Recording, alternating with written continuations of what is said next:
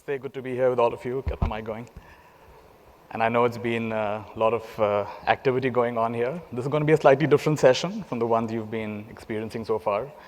This is less about business, it's more about you. And actually, I noticed in this conference, there's been a lot of room created for networking and connection. So in that sense, there is a commonality, because the more deeply you connect with yourself, the more meaningfully you can connect with the people around you.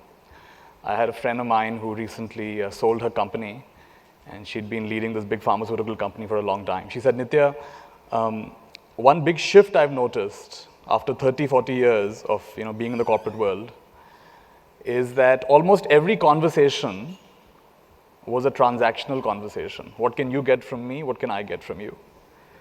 And she said, it's a wonderful relief now that I've left that I can just talk for the sake of talking. It's not about how much can I get. I was noticing outside, okay, one-on-one meetings, let's have these quick dates, let's see what we can do, which is fine. But at the end of the day, something is a little draining about that. It's always about what can you give me, how quickly can you give it to me, can you give it to me at the right price?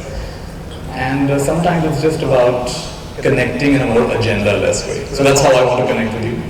I'm not here to sell anything. I want you to learn ways to connect more deeply with yourself, which becomes the foundation with which you can connect to the others in your life. I'm going to start with, I'm actually going to move my chair so you can actually see some of the slides I have.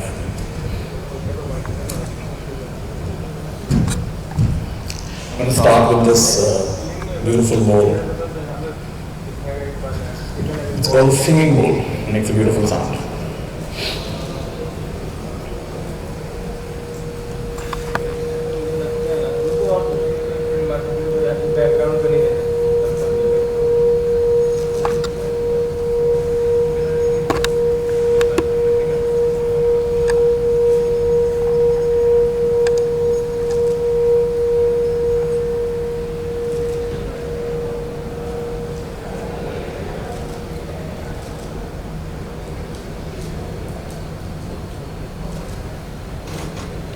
Let's all take a deep breath.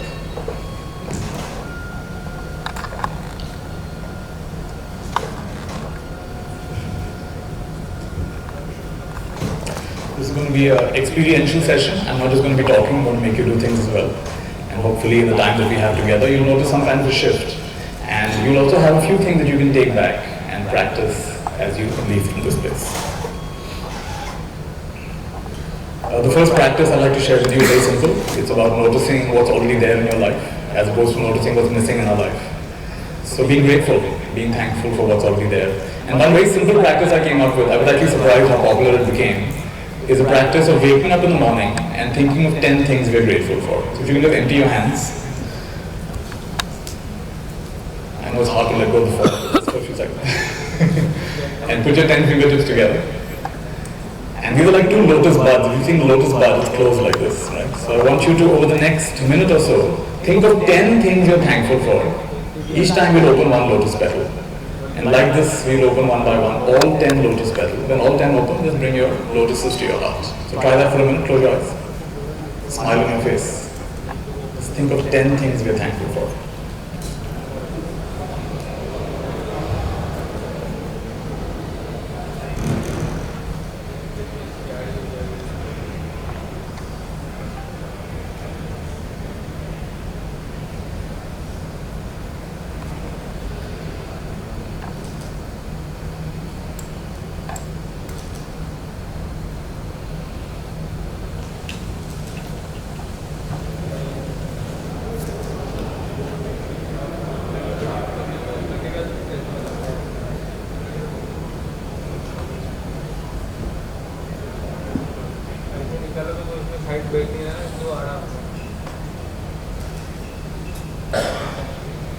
Take your time. Whenever you're done, bring your two lotuses to your heart. Just feel grateful.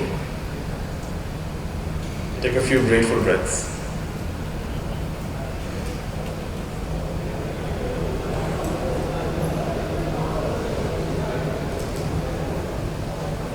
Whenever you're done, you can release your hands. And I want it to be a little bit interactive, so if you don't mind, repeat after me. Say with me, how wonderful. How wonderful. So when you wake up in the morning, usually we think of at least 10 things we haven't gotten done yet. Emails we have to reply to, people we have to meet, bills we have to pay, things we forgot yesterday. And that's fine. But how about you start by noticing what's there, as opposed to what's not there? So it takes a bit of a shift. There's a nice famous book by Marshall Goldsmith. He talks about what got you here won't get you there. So just because getting things done got us here, that's good for surviving, that's not good for thriving. So if you want to thrive, the nice thing to do is you wake up in the morning and choose to focus on gratitude, what you're thankful for. This is a simple practice. And teach your children as well. It sets them into a very nice state as they start their day. And you can do it with them. Okay, what are the 10 things? You can actually count for them. What are the 10 things you're thankful for? Makes a nice shift. I was not very happy with this time slot, which is exactly lunchtime. I imagine some of you are hungry. So I want you to take a photograph of this, or you can just scan this, because I feel I will continue sharing what I'm sharing here over the next 21 days on this WhatsApp group. You're welcome to join that WhatsApp group if you like. And sometimes it's hard to focus after so many back-to-back presentations. So I wouldn't expect you to remember everything. So we'll recap some of the things we've learned, and I'll share some more things over the next 21 days. So that's interesting for you. Go ahead and scan that or visit the website, nithya.me/happiness. That's a WhatsApp group, which you can leave after 21 days if you like. Can you recognize this handsome man? When I was 22 years old, I left my corporate job. I'd done an MBA, I began working in the corporate world. And I left my corporate job to ordain as a Buddhist monk. I went to a monastery in northeast Thailand. And I lived as a forest meditation monk for about 6 years. 2 years in Thailand, 3 years in Sri Lanka. 1 year I was traveling around the world. And this was quite different from the way we normally live our life. This is, I did not use money for 6 years, for example. I ate 1 meal a day. By the way, do you know intermittent fasting is very good? You're hearing about it a lot now. So once in a while, skip your breakfast and just have lunch first. Or just keep a longer gap between your meals. That's something so simple but has a big positive impact on our life. So we used to practice intermittent fasting. We eat once a day. And monks are generally focusing their energy on purifying their mind. How do you purify your mind? You don't have to believe all your thoughts. It's as simple as that. There's a lovely full form I came across of mind. M-I-N-D. You want to say with me? Mostly inaccurate neurodrama. So which is why we say never mind. So the main training is, yeah, of course we'll have thoughts, but you don't have to believe every thought. A thought is like an invitation. They can be an invitation, you don't have to take the invitation. It's like a visitor. You can have a visitor, you don't have to invite them in. You can observe them, you don't have to entertain them. It's a wonderful skill to learn. This is also called, in India, this is called Drashta Bhav, Sakshi Bhav. Witnessing what's happening. So I lived like this for about 6 years, and then that journey felt quite complete. And in 2008, I came back and I began sharing some of my experiences. And that led to an invitation to speak in various gatherings. One of the main things I'm trying to convey is that you can't pour from an empty cup. So you've got to take care of yourself first. And often we are so caught up in our different duties and responsibilities, giving so much, and that we are quite depleted at the end of the day. There are 5 spaces, please say with me. Work space, family space, leisure space, holiday space, and can you guess the 5th one? MySpace. So that's the most neglected. People are surprised that there's something called MySpace.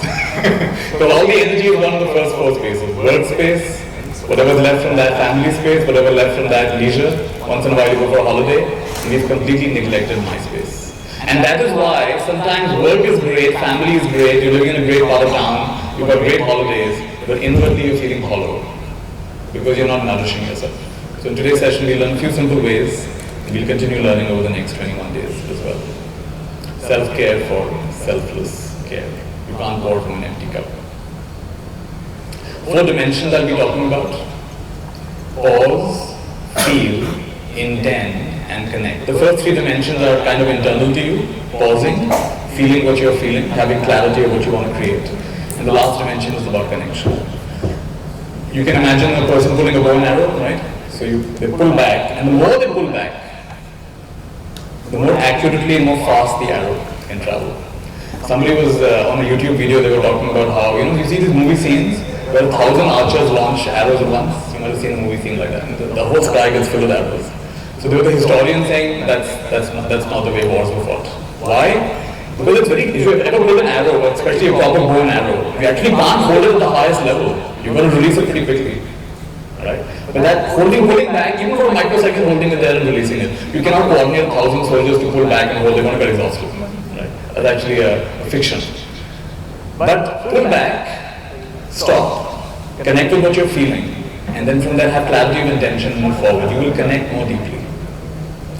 In events like this, where a lot of it is about networking, in fact maybe it's all about networking, one wonders how much genuine connection is happening. I'll give you a small tip for connecting more deeply. If you want to connect more deeply with the other person, learn to be inwardly connected as well. How can you do that? Just become aware of your breath. Not continuously, even a few breaths. In fact, one interesting thing is most of us, somehow we have forgotten how to breathe. Just try this. Put one hand on your chest and one hand on the belly. And as you breathe, just sit straight with this one. And just breathe comfortably.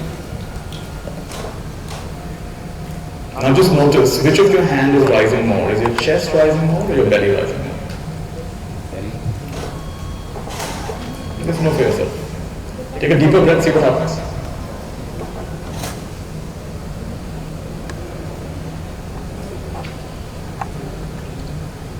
Alright, relax. So for those of you whose the chest rose more than the belly, you're actually breathing incorrectly. And this could be one reason for your anxiety. If you ever notice a baby breathing, its belly expands and contracts. Why is that? Anatomically, your diaphragm, in order for your lung to get more space, your belly moves out. So the diaphragm goes down, and the lung can go forward, sideways, backward, as well as down. If you're breathing only upward, you imagine lungs are here, so I should breathe upward. You're actually compromising your breathing. You're not able to take a full breath. So a simple practice would be a few times a day, 1, 2, 3 times a day, when nothing else is happening, just put your hand on your chest and belly. And just take 5 to 10 breaths. Make sure you're breathing primarily from the belly. The other hand, the chest will also move a bit. But primarily we want to breathe from the belly. And that is a more correct form of breathing. So we'll talk about this more as we go ahead. But essentially these 4 elements, pausing, feeling, intending, and connecting. Business happens at the speed of trust. And how do you trust? When there's deep connection. Notice in your own organization, the people you trust, things happen instantly. One phone call, one message, all it takes. People you don't trust, the same thing is going on for months. They're not approving it. They're saying stuff, but they're not doing it. So it's all about the power of connection. Which is why you heard this, people with EQ do better than people with IQ. People who we thought would do well in school and college, who were on top of the class, actually didn't end up doing that well. It was those in the middle and sometimes even those at the bottom. In fact, in my MBA school, we used to say, MBAs work for dropouts. Because MBAs can have high IQ, but the dropouts have got high EQ. They've learned from the hard knocks of life. So the first one is the power of pause.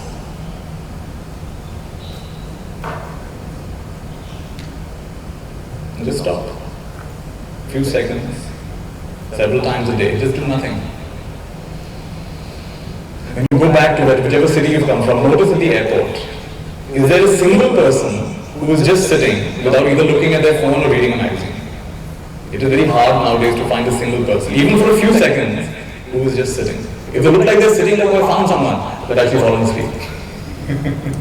It's very rare to just be with your own experience. As a monk, I got to practice this a lot. I mean, 8, 10 hours a day, you're just by yourself. And there's a lovely practice. Say with me, Shikan Taza. Say it together. Shikan Taza, it's a Japanese practice. So what does Shikan mean? Shikan means just. And Taza means sit. In Japanese it means sit. Just sit. So when sitting, just sit. When walking, just walk. When listening, just listen. Actually, you don't need more than that. You don't need a complicated course on happiness. If you just get that, you've got most of it. Right? The power of pause. So if I had to stop my presentation here, it actually would be a good place. Because all the wisdom you need, you'll not get from people like me. You'll get from your own pause. What is a pause? Between stimulus and response is a gap. And that's where your wisdom lives. What is stimulus? What's happening? What is response? Your thoughts, words and actions about what's happening. And in between that there's a pause. For most of us it's a very tiny pause. If the pause is tiny, it becomes a reaction. If the pause is wider and deeper, it becomes a powerful action. So you have to train yourself in the art of pause. When I work with senior leaders, I notice when someone says something, they don't instantly react. They take a moment, and the other person gets nervous, does anything wrong? And they take a moment and then they respond. Fascinating. They've all cultivated the art of the gap, the art of the pause. They're not in a rush. And very effective leaders spend a lot more time listening than they spend talking. Because they listen to different points of view. They're able to collate all of that and then take powerful action, which is suitable for the organization. We talked about belly breathing, it's also called diaphragmatic breathing. And throughout the day, notice how you're breathing. One reason you're anxious is you're breathing very shallow. In fact, if I want to trigger an anxiety attack for you, I'm just going to make you breathe super shallow for the next 5-10 minutes without having anxiety. When I work with people who are having panic attacks, my first thing is, okay, breathe from the belly. Take deeper breaths, breathe from the belly. And notice what's happening around you. Come to the present instead of racing in your thoughts. Come to the present. You'll start coming out. In fact, nothing can trouble you. Say with me, nothing can trouble me but my imagination. The metaverse of our mind. Nothing can trouble me but my own imagination. Deep work. This is an important aspect of pause. There's a lovely technique some of you may have heard of. It's called the Pomodoro technique. Have you been to an Italian restaurant? Pomodoro is tomato. So tomato technique, what does it mean? There's a tomato timer, the one who came up with this technique. He put his timer for 25 minutes. So challenge yourself to work on one task for 25 minutes and take a bit of a break, take a 5-minute break. In fact, now many Western countries are reducing their number of work days to 4. Why? Because research found you actually cannot be effective when you're working 10 hours a day. Beyond 4 hours a day, it's all diminishing returns. And they're very smart. Why then if you're going to get diminishing returns anyway, then why not just reduce the time? You actually end up being more creative. In the Vedas, it says you should not work more than 4 hours a day. You're living an imbalanced life if you're working more than 4 hours a day. What's the rest of the time for? Recreation, time with family, spirituality, nature, hobbies. Put your charpai out in the sun, relax. Why are you having to work then? Then maybe you're overextending yourself. Where did we get this idea from? We have to work 12 hours, 16 hours a day. And I think it's time, India, they say superpower, but we are constantly looking at the West. I notice in Europe and America, they all shut their things and they go home. Here we are happily servicing them, we are being up late at night, taking meetings. Why? When I work with Western counterparts, I say, sorry, I can't take a meeting after 6 o'clock, 8 o'clock. Sorry, it won't work. So if you really believe India is superpower, then you should also claim that. You should decide what time works for you. Right? You don't have to work that much. So work smart. And we'll talk about this more in that course that we'll meet the next 21 days. I'll give you some very practical things. The biggest one actually is your phone.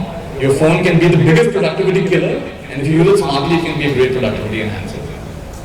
A low grade of anxiety, just a low grade, general low grade anxiety, which actually most people have.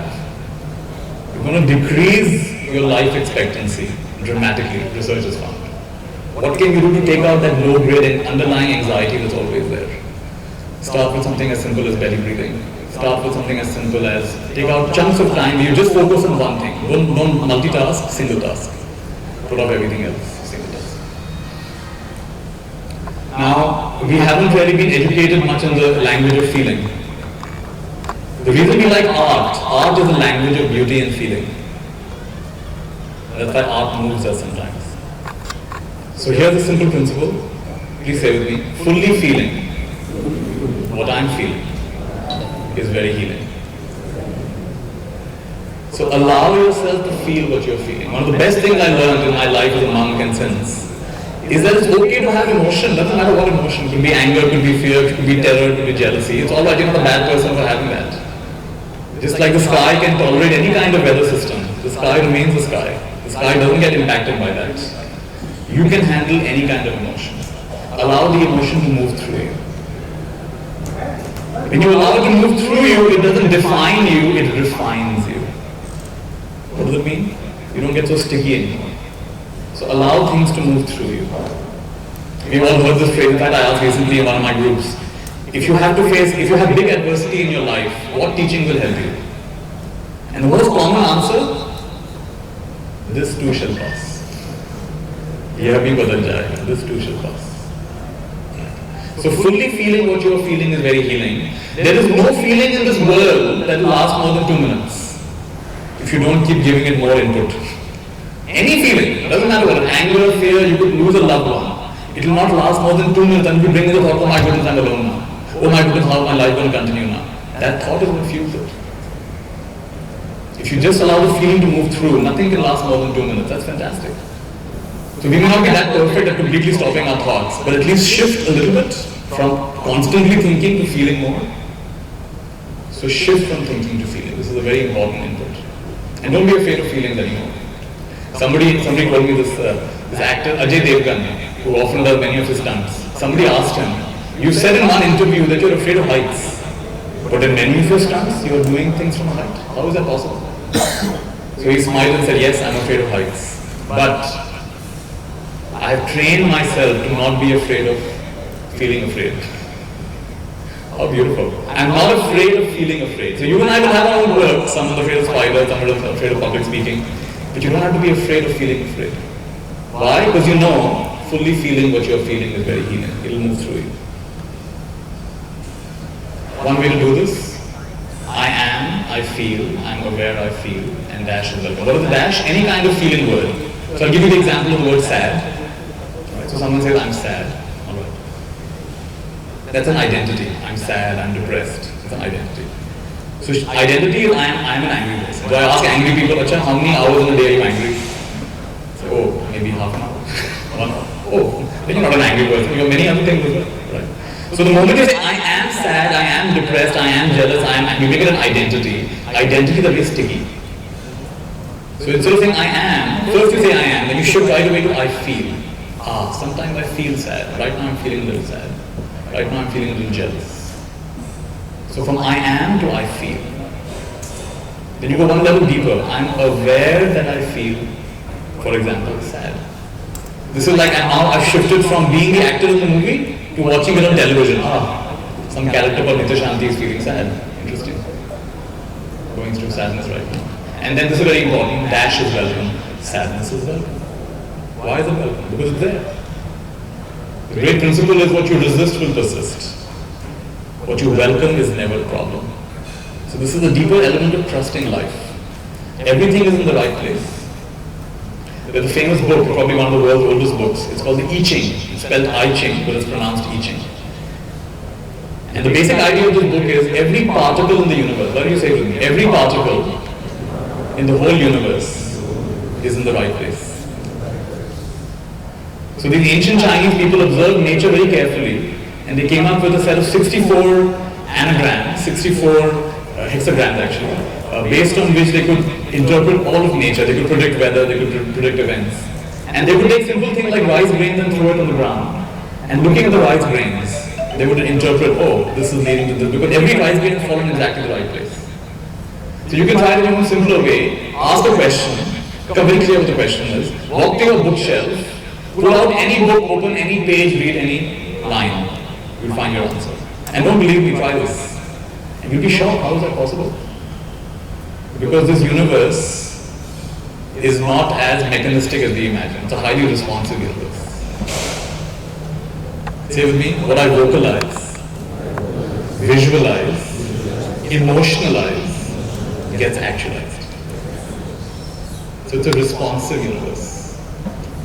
And of course, whatever you think will, India में कहते हैं, बोलिए मेरे साथ, यथा दृष्टि, तथा सृष्टि. तो जैसे आप देखेंगे वैसे आप पाएंगे. The way you see it is the way you experience it. And if you frown, you get a frown. If you smile, you get a smile. So this is a very powerful system. You can, so simple to remember. I am sad, for example, sad. I feel sad. I'm aware that I feel sad. Sadness is welcome. What will this do? It will allow things to move through you instead of getting stuck in your system. And you get stuck at, oh, I am like this, I am negative, I shouldn't be negative. You feel it, you allow it, and it moves through. Another simple system, it comes from a Japanese teacher, Jiro Murai. Try this. Take your thumb, wrap your other fingers around the thumb. Just spend about 3 breaths here. You want to ideally hold it in a way that you can feel a pulsing sensation.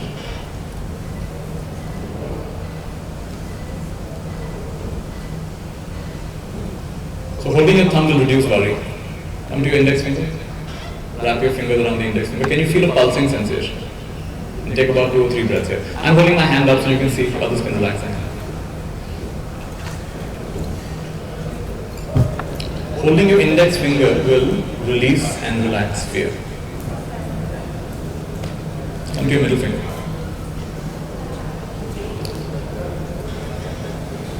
Can you feel a pulsing sensation as you hold the middle finger?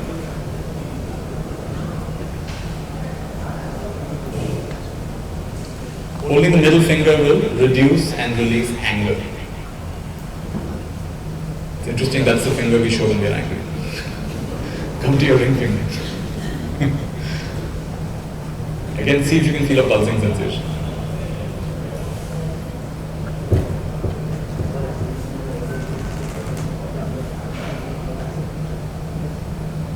Holding the ring finger will reduce and release sadness. Come to the little finger.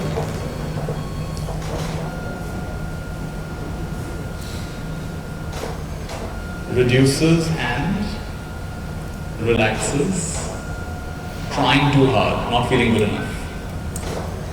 This is very common. Imposter syndrome. गलती से किस college में आ गए, गलती से इस company में आ गए, उन्होंने कोई मिस्टेक कर दी. I don't deserve to be here. And I'm going to say no. There's nothing is in the wrong place. That's the middle of your palm. No particle in the universe is in the wrong place. So if I'm sitting here, I'm meant to sit. You're sitting there, you're meant to sit there. After a while you may exchange places. But if I'm here, I'm meant to be here. No mistakes. No mistakes. So a deep sense of worthiness. Take a deep breath. You know, before the Buddha got enlightened, Mara, who is a personification of doubts and evil and all of that, Mara comes up and says, who gave you permission to sit there? Now something as fundamental as that. Who gave you even permission to sit there? Like we doubt ourselves, oh, am I good enough? Mara asks a very fundamental question. Who gave you permission to sit there? You might have seen a Buddha statue where his fingers are gently touching the ground. This is called Bhumi Sparsh Mudra. His fingers gently touch the ground. What does it mean? Prithvi Sakshi hai. The earth is witness. I deserve to sit here. And in that moment, Mara gets very angry and shoots arrows. Mara and the entire army of these demons, they shoot arrows. The entire sky fills with arrows, we talked about earlier. But by the time they come to the Buddha, they all become flowers. And there's a rain of flowers on the Buddha. How beautiful. What an imagery. Can you see the imagery? I deserve to be here. So wherever you go, there you go. Whatever role you're in this organization, instead of second guessing, oh, I'm the wrong person, that I had made a mistake, I'm not doing enough, you deserve to be there. There are too many artificial expectations on how you're supposed to be as a mother, as a father, you're just there. It's not about perfection, it's about connection. Which business leader do you admire? Go read their biography. Are they really that perfect? Go meet them. Are they really that perfect? I would never be able to stand here and talk about happiness habits if I tried to be perfect. I'd be, oh my God, I'm a fraud. I'm not trying to be perfect. I'm just trying to connect more deeply with myself and with life, with each person who shows up in my life. So say with me, it's not about perfection. It's about the quality of connection. So much of your suffering will go away just with that one statement. Trying to be this and that and all the rest. It takes infinite preparation to be who I'm not. It takes no preparation to be as I am. Just keep showing up, just keep showing up. I waited my whole life to sit here, you waited your whole life to sit there. No mistakes. So one easy way to remember this formula, which finger is what, is, say with me, end, worry fast.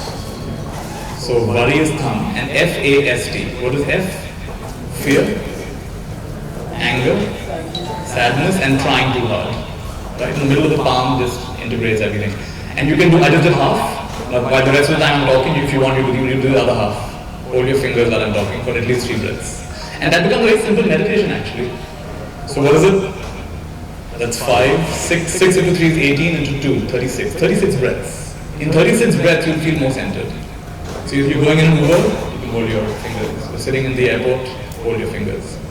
Do it once a day, do it twice a day, do it 3 times a day. You'll feel more calm. In the middle of your meetings, if you're not typing anything, below the table, you're holding your fingers. Emotional integration starts to happen. You'll notice it very quickly. You'll notice a shift. Another simple method is EFT, tapping. Some of you may have heard of this, becoming popular now. Try this. Just empty your hands. And there's more to it, I'm just going to give you a simple version. The simple version is no matter what emotion you're having, just tap these points. What's the first point? The side of the hand. Just try this. It's called the karate chop point. Any hand can do it.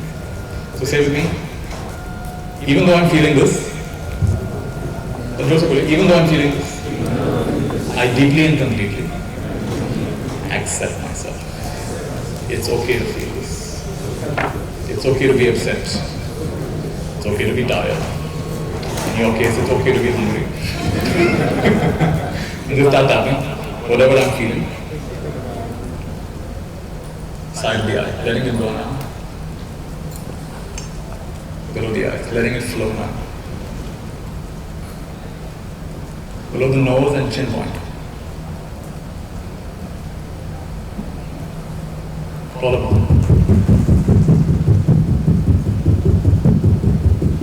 Side of the body. Top of the head. Hands down, deep breath. Deep breath, make sure you breathe from the belly. One more.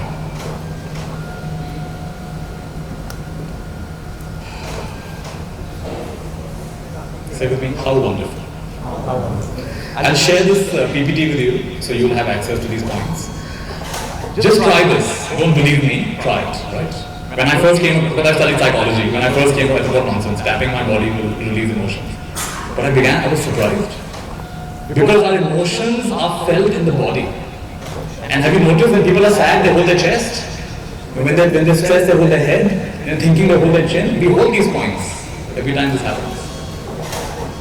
So there is something about tapping and holding points of our body. Right? Recently I came across a method where, have you noticed when someone gets very upset, we go on their shoulders like this? Have you noticed? We don't do that naturally, no one taught us that. They actually found a correlation between that and releasing trauma. So when somebody else is traumatized, you can gently go down their hand, or you can do it to yourself. You can do it to yourself like this for a few minutes. You'll start feeling much more calm. I'll mention this more when we have our WhatsApp calls. I'll mention more about this. So emotional integration. This is the second thing we learned. First thing we learned is power of pause, learn to stop. Second thing we learned, power of feeling, power of intention. So we said this before, but say it again. What I vocalize, visualize, emotionalize gets actualized. Yatha drishti, क्या होता है? तथा सृष्टि. जैसे देखेंगे वैसे पाएंगे. And I have so many examples in my life. I don't even know where to start. My life is full of examples of this. Vocalize it, visualize it, emotionalize it, and actualize it happens. So you not only got to think it, you got to feel it. You not only got to feel it, you got to act. Actualize also means act, by the way. It doesn't mean just sit in the corner and think. Right? So get clear. How do you get clear? People ask me how to get clear. Well, get clear about what you don't want. Start there. Everybody knows what they don't want, even if they don't know what they do want. So start with what you don't want. Start with a long list of what you don't want. I don't like the neighborhood in which I live. I don't like my kids talking back to me like that. I don't like the hard water in the shower that's making my hair like this. Make a list of all things you don't want. And then you shift from what you don't want. If that's what I don't want, what do I really want? Most people never make that shift. They just stick to what they don't want. So what do you really want? Certain things that you really want are within your sphere of influence. Some are within your sphere of concern. I don't want war in the world. Okay, nice thought, but do you have the influence to make it happen? Maybe you can start with, I don't want war in my family. I don't want war within myself. Start with your circle of influence before you get into the circle of concern. Right? And start there. There's a lovely definition of happiness. Please say with me. Happiness is the progressive realization of a worthy ideal. Something that's meaningful to you and you're moving in that direction. For example, you want to be in better shape. You may not be a triathlon level person, but you've begun doing some sit-ups, you've begun taking walks, you've begun eating healthier, you've begun drinking more water in the day. Alright, you're sitting better, your posture is better.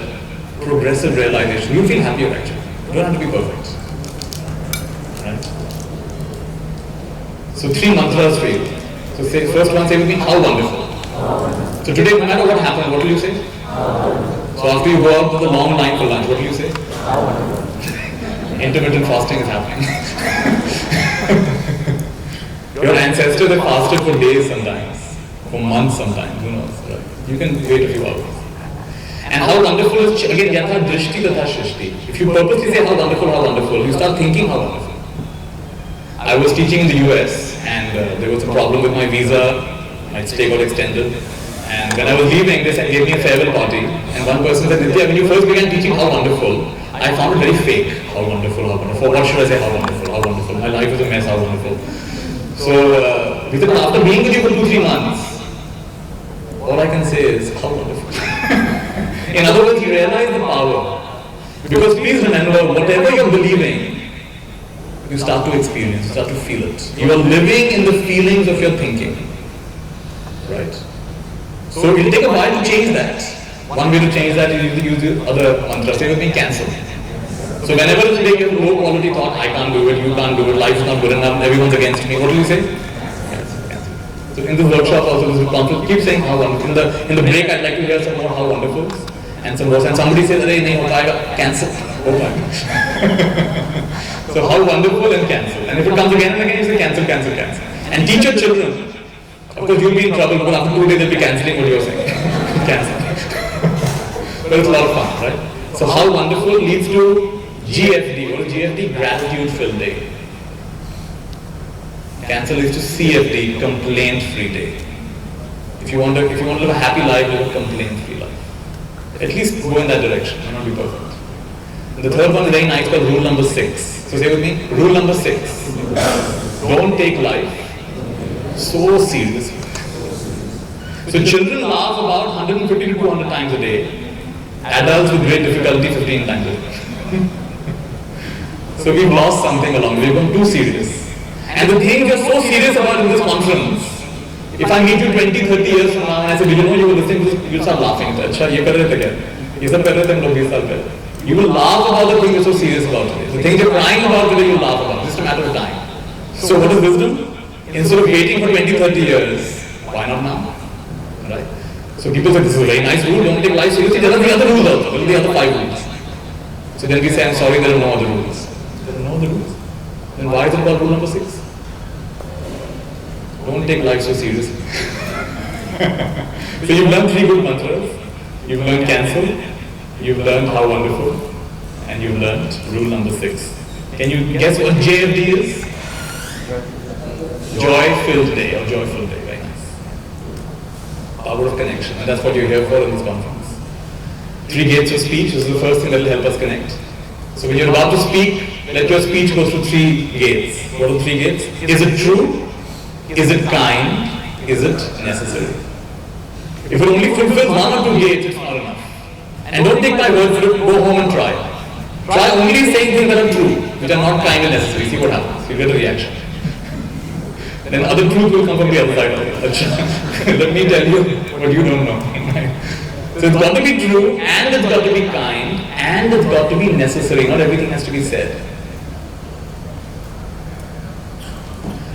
We have a family friend who passed away, Mr. Prakash Tandon, used to head Unilever. And he'd come to our home, and he was giving an example of, he had gone to one of Unilever's plants, that time it was Hindustan Lever. And he'd gone there, and it was a very big plant. He was meeting the plant manager. And the phone call comes, there's a problem on the factory floor. Production stopped. So he said, excuse me, Mr. Tandon, I have to go and take care of it. So Mr. Prakash Tandon says, no, stay. No, I have to go. Production stopped. And no, I want you to stay. So this man doesn't understand. Why is he forcing me to stay? So he forces him to stay for half an hour. This man's getting antsy. Come on, I want to take care of stuff. He says, you go running every time the production stops. You're not empowering these people. They're going to keep on waiting for you to come and do stuff. You've got to allow them to learn. You've got to delegate. The plant manager can't go running to the plant floor every time something stops. You have become too micromanaging. Right? So is it even necessary? Is your intervention even necessary? Not every time it's necessary. Sometimes what you don't say has more power. One of the worst things you say to someone is, I told you so. It's not elegant at all. Come on. They know they made a mistake. They know you told them. You don't have to rub it in. Just be quiet. That's all. They've learned their lesson. Right? So know when not to say things as well. And some people are very proud. Oh, Nithya, I just say it the way it is. I don't mince my words. And I've noticed these same people, when other people say it the way it is to them, they can't handle it. They get very offended. How dare you speak to me like that? Oh really? But you believe in that? What happened? It's not the way human psychology works. So please say with me, we don't care. We don't care what you know until we know that you care. Isn't that true? Until you know someone cares, you actually don't care with them.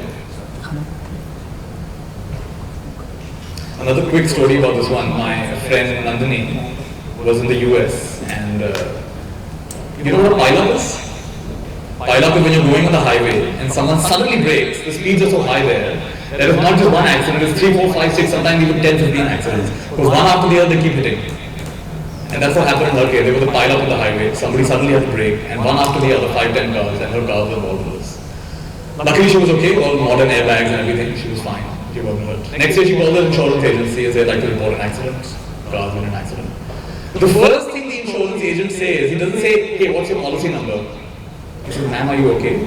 Where are you? Do you need some help? Can I send emergency services? And she's very touched. She said, this actually happened yesterday. I'm fine, but thank you for asking.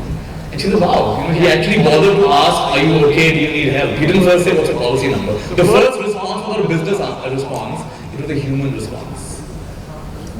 She said, I had an immeasurable next level of trust with this company after that. They've trained their people to be humans first. There's a story of Zomato, not Zomato, what's it called? What's that shoe company called? Zappos, yeah. Zappos was named number 1 in customer service. And people would call Zappos, this is a company that sells shoes. And sometimes, and in fact the CEO did a prank call on his own company. He said, where can I get a pizza? He said, no, we don't deliver pizza. No, but can you help me get a pizza? And the person actually goes and helps him find the closest pizza shop. This is like not even part of the job description. And the CEO is very impressed. My people will go all the way to help customers, even though it's not even part of their job, to help them find a pizza parlor. So this is really going to help you to the extent we follow the 3 gates of speech. And then the opposite side of that is listening. So pause, question, and reflect. When someone is saying something, if you immediately respond, try this at home. Someone says something, you immediately respond. They'll feel you're not listening. Take a breath and respond. Reflect back a little bit of what they said. Question what they said. Check if you understood. It deepens the conversation. So this is actually lifelong. These are both lifelong skills. I'm still learning the 3 gates of speech. And I'm still learning. Pause, PQR. Pause, question, and reflect back what you understood. PQR. And there's a lot more. But it's summarized in this one word, which comes from Denmark. Say with me, hygge. It's spelled Hygge. And hygge is one of the secrets why Denmark is one of the happiest countries in the world. It means cozy togetherness, a good social atmosphere. Right? So I didn't attend yesterday's party, but you have to ask yourself, what kind of gatherings create a good social atmosphere where I can feel comfortable, I can be myself. So in Denmark they discovered candlelight is better than tube light. Or warm lamp light is better than, so the warmer spectrum of light creates more coziness than the harsh neon lights. Right? Also, the way in which we are sitting and talking to each other, is there a sense of equality? Are we focusing on positive topics or are we focusing on controversial topics? Like a great way to spoil a family discussion is to bring up your favorite political party. And what's that? That's a great way. Everyone has different opinions. Why bring up something that's controversial? So when you will ask yourself what creates cozy togetherness. So talk about good memories, sing songs, play. I'm a collector of board games actually. I don't know if you know that since we were kids, board games have really expanded. We played Ludo and Monopoly and all. Nowadays there are over 100,000 new board games. So that's my hobby. And that's a great way to create good social atmosphere. We come together, we play a game, we even fight a little bit over it, but it's all done in a good feeling. And then we'll share how our day is going, how our life is going. One good way to practice this, just say these 4 words with me. Rose, thorn, bud, leaf. First of all, so what does it mean? So when you're with your family, you ask, rose means, what was the high point? What was the high point of yesterday or the last week or the last month? What was the high point? What is thorn now? What are the low points? It's important to ask both. If you only ask one, the family can't share their true emotions. See, not everyone having a high time. Sometimes people are also having a low time. So what was the high point of your last week or month? What are the low points? Bud, what are you looking forward to? Budding, right? It's budding interest. What are you looking forward to? And leaf, turn a new leaf. What do you want to change? What do you want to improve? It's a nice way to trigger conversation. When I do this with my parents, I was surprised. Everything I didn't know. I'm living with them almost. They're in a different flat, but they're very close to me. But sometimes when I do this, I'm like, oh, I didn't know you were worried about this. I didn't know you were thinking about this. So in your family gathering, say, okay, everyone share a rose, share a thorn, share a bud, and share a leaf. And right away you had a richer conversation than you normally do. This is an example of creating Cupid. Here's a very powerful question. As I'm sitting here, my legs are something like this person's legs. And so my legs are here, my hands are here. I can see almost my whole body. But the interesting thing is, I can't see my face. And you also look, from your perspective, you can probably see part of your hands and legs, but can you see your own face except in your imagination? This is very fascinating. And you're the only person you know in the universe that doesn't have a head. Of course, if you touch it, you feel something. But in your actual experience, you can't see your own head, you can't see your own face. That's not a small detail, it's a very big deal.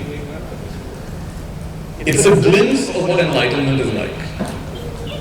Enlightenment is meeting yourself without your stories, meeting others without your stories about them, and meeting life without your stories about life. You just show up. And you become this vacancy, the space within which everything is allowed to arise and pass away. Arise and pass away. But the question is, who am I without my stories? Who am I without all my stories? The universe isn't made of atoms, it's made of stories.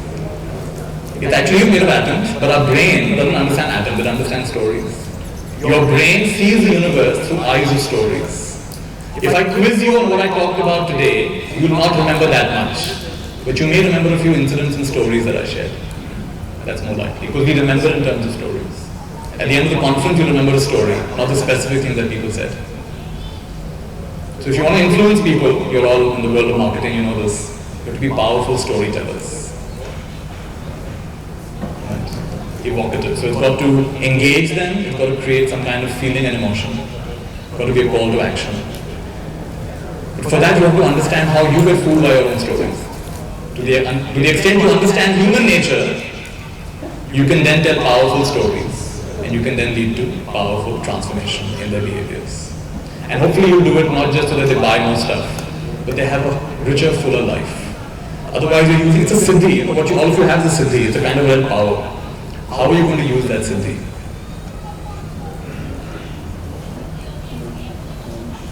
If you read that book where Paul Sheely becomes Steve Jobs was kicked out of Apple. Before he's kicked out of Apple, he hires Paul Sheely. Paul Sheely was heading, I think, Coke at the time, Pepsi or Coke guy. And he tells him, are you going to use all your talents to sell sugar water? He never thought of it like that, like, oh really? And that's where he decides to give up. That time Pepsi or Coke was a much bigger company. He gives that up to join Apple, and he becomes the CEO of Apple. It's power of telling stories. Another example of story, Jawaharlal Nehru was giving a talk. There was a newly built steel plant, which has been inaugurated. Thousands of people are standing in the Maidan. It starts to rain unexpectedly. No one's expecting rain. And he's giving this talk, people begin scattering. Oh my God, it's raining, it's raining. And Jawaharlal Nehru says one sentence, which makes them all stand in the same place. What does he say? I did not know the people, the citizens of the steel city are afraid of water. One sentence. Nobody dares move, they all come back. You see what he did in one sentence, he changed their identity. We're not just normal people getting wet. We are citizens who built a steel city. Steel is not affected by little water. We'll stand there. And they stood in the rain to listen to him. This is the power of leadership. This is the power of storytelling. Right. If you learn these two things, how to tell great stories and recognize that everything is a story.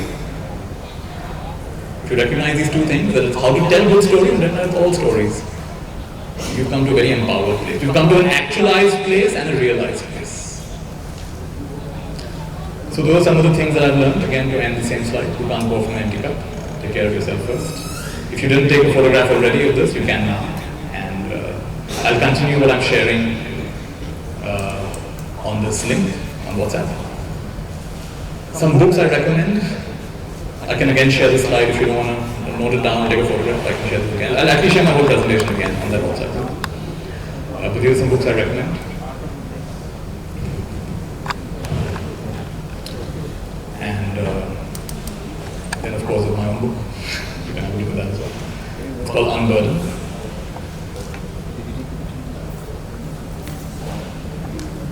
Make a nice symbol with me, if you don't mind to stand up, leave everything. Make a nice symbol as we end. Symbol is a symbol of infinite love and good wishes. You're coming to the end of this conference. So take your hand up and slowly bring it down. Make a big heart in the air. Put one palm on top of the other. And you'll make a line down 8 with infinity 3 times. So first infinity, line down 8. Second is bigger. And third is huge. And come to your heart and say with me, Mayur. So what did we do? We made a big heart and we multiplied that heart by infinity 3 times, right? So now we'll do it 3 more times. First time we'll wish ourselves happiness. Second time we'll wish each other happiness. Third time we'll wish the whole world happiness. And every time I teach this, at least one person says Manorma. I said, no, it's not Manorma. It's Mayurma. What is Mayurma? Good wishes for all. Alright, the first time wishing yourself happiness, take your hand up. Bring it down, make a huge heart. And multiply that energy by infinity. First one. Second is bigger. Third is huge. Come back to your heart. Say with me, Mayurma. Second one is for everybody here, especially the organizers who have spent, I'm sure, many sleepless nights creating this. So go on your toes and make an even bigger heart. And with a big smile, look around and bigger Mayurma, sending good wishes to everybody in this gathering, especially the organizers. 3 lines. Come back to your heart and say louder, Mayurma. And third time is huge. You're going to go on your toes for the whole world. So go on your toes. And a gigantic heart if you can touch the floor. And multiply by infinity 3 times. First one. Second is bigger. And third is incredibly big. And we're going to say it loudly, Mayurma. How wonderful. All right. Thank you, everybody.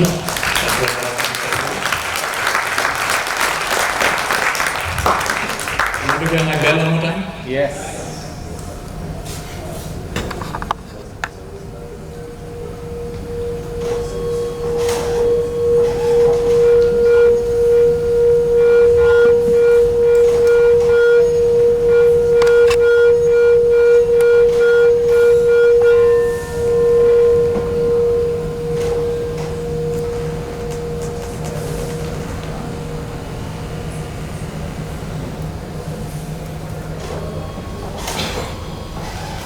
Deep breath. Let's say together, I choose to make this a complaint-free day. If I complain, I'll smile and say, cancel, cancel. I'll fill this day with joy and gratitude.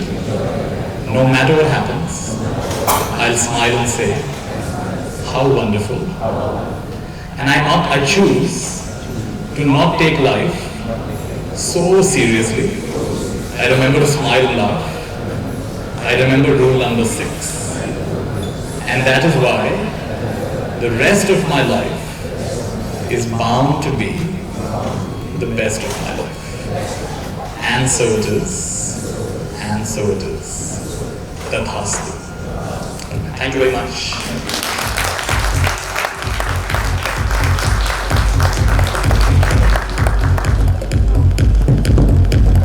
Thank you very much.